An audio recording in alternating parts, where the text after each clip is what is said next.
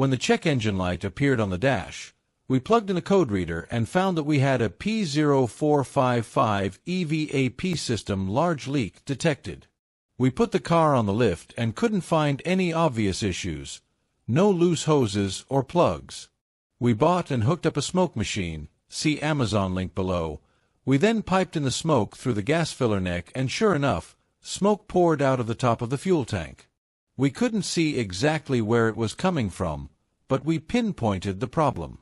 It took some searching for CRV gas tank images to see two large vent hoses on the top of the tank that lead to the charcoal canister. Before starting the repair, we gathered all the tools needed, specifically a metric socket set with a 10 mm 12-point socket, a 2-foot 3/8 drive extension, and a Honda-specific plastic clip set, also available on Amazon. You will also need at least 18 inches of 5/16" ID fuel line and hose clamps. See below for the links. Since the fuel tank was nearly full, we drove the car for a week to use up most of the fuel in the tank. 2 weeks later, we put the car back on the lift and removed the fuel tank as we will detail for you. To start the repair, under the left passenger seat, we lifted the carpeting and removed the plate covering the fuel pump. Next, we unplugged the fuel line and electrical plug. Under the car, we removed the two plastic covers that shield the fuel tank and charcoal canister system. They are held in place with both plastic push clips that will most likely break and 10 mm bolts. The next step was to remove the drive shaft and drive shaft loops. You will need a 10 mm 12-point socket and a long extension to remove the drive shaft fasteners. Next, we removed the center drive shaft support bearing. Once we removed the rear drive shaft loop, we were able to remove the drive shaft. We then removed the metal cover by the charcoal canister, removed the two hoses at the back of the charcoal canister, and unplugged the electrical connector. To remove the large hose on the left, press in on the two rectangular surfaces on the left and right side of the plug and gently pry off the plug. Unbolt, but do not remove, the charcoal canister system. We used a bungee cord to help suspend the charcoal canister so it would not pull on the hoses or wires. We then removed the fuel fill hose from the tank and unplugged the vapor line just above the fuel inlet fitting. Since there was still some gasoline in the fuel tank, we put a plug into the fitting and a rubber glove over it with a zip tie. Next, we removed the metal cage around the left side of the fuel tank and removed the parking brake mounting brackets. We removed the two fuel tank straps and allowed the fuel tank to drop onto the rear differential.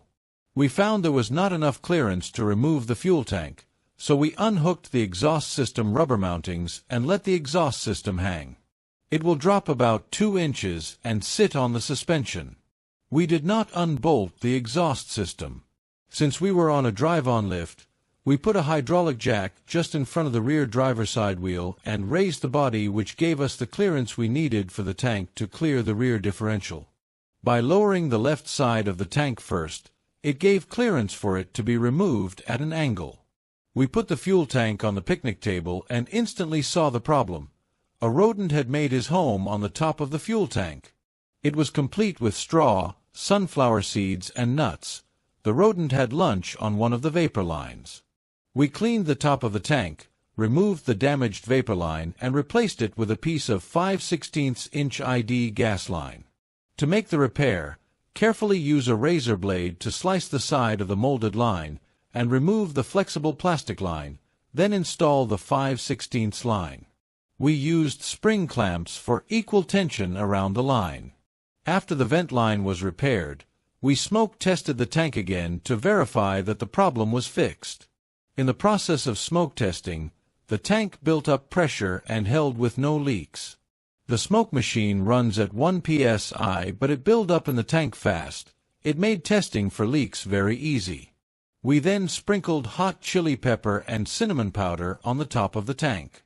Rodents hate cinnamon and chili powder, so hopefully we will never have this problem again. Before reinstalling the fuel tank, we sprayed a rust encapsulator on the rusty areas where the fuel tank mounts, then undercoat the rusty areas. We cleaned and anti-seized the fasteners before reinstallation. Once everything was reinstalled, we cleared the engine error code and filled up the tank. Note that we could not find any replacement hoses for this job. All that was available was a new fuel tank, with the hoses from Honda or used fuel tanks from a recycling junkyard. In all, it took almost 5 hours for the repair. This repair could be performed on the ground, but make sure to raise vehicle high enough to angle the tank for removal. I would estimate you need 18 inches of ground clearance.